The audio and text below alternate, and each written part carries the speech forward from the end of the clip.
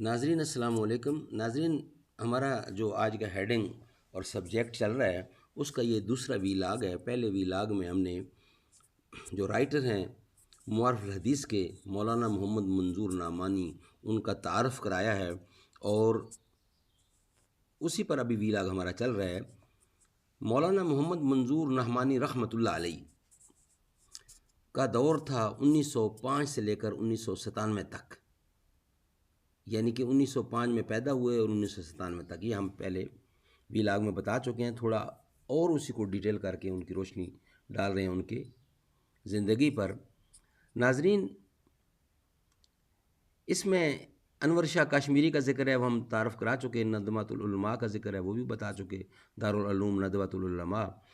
اب اس میں ایک ذکر آیا ہے مولانا ابو الاعلیٰ مودودی۔ سید ابو الاعلیٰ مودودی مشہور عالم دین اور مفسر قرآن اور جماعت اسلامی کے بانی تھے۔ 20ویں صدی کے مؤثر ترین اسلامی مفکرین میں سے ایک تھے۔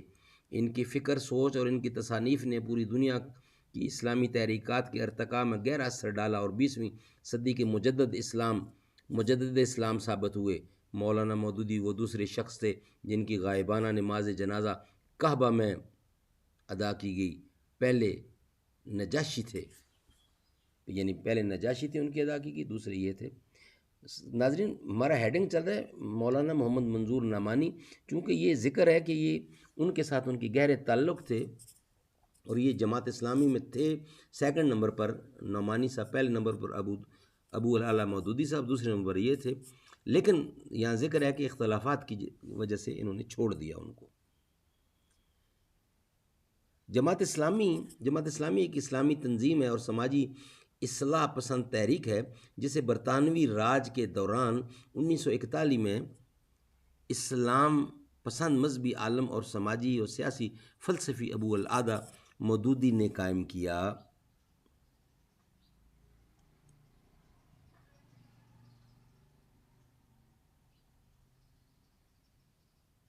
محمد الیاس کاندلوی تبلیغی جماعت کے بانی تھے۔ تبلیغی جماعت جو ہے وہ کیا ہے؟ محمد الیاس کاندلوی کی قائم کردہ ایک اسلامی اصلاحی تحریک جو 1926 میں قائم کی گئی، بنیادی طور پر فقہ حنفی کے دیوبندی مکتب فکر سے تعلق رکھتی ہے۔ یہ برِ صغیر، پاک و ہند کے علاوہ دیگر کئی ممالک میں بھی سرگرم ہے۔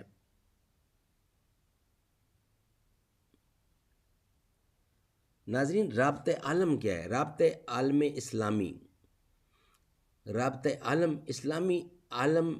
اسلام کی ہمہ گیر اور وسیع ترین عوامی تنظیم ہے۔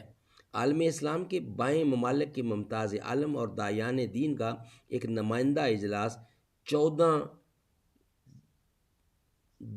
ذی الحجہ 1381 ہجری بمطابق 18 مئی 1962 کو مکہ مکرمہ میں منعقد ہوا، جس میں رابطہ عالم اسلامی کے قیام کی قرارداد منظور کی گئی۔ ناظرین، ہم بتا چکے ہیں پہلے ویلاگ میں، لیکن پھر ریپیٹ کر رہے ہیں کہ جو حضرت مولانا محمد منظور نعمانی تھے، ان کا دور تھا 1905 سے 1997، یعنی ان کا جو یوم پیدائش ہے وہ ہے 15 دسمبر 1905 سنبھل۔ وفات ہے ان کی، یعنی پیدائش ان کی سنبھل جگہ ہے وہاں ہوئی، اور جو وفات ہے ان کی وہ ہے 5 مئی 1997، مگر وفات ہوئی ہے لکھنؤ میں۔ اچھا، یہ سال بنتے ہیں 92۔ شہرت: بھارت 26 جنوری 1950،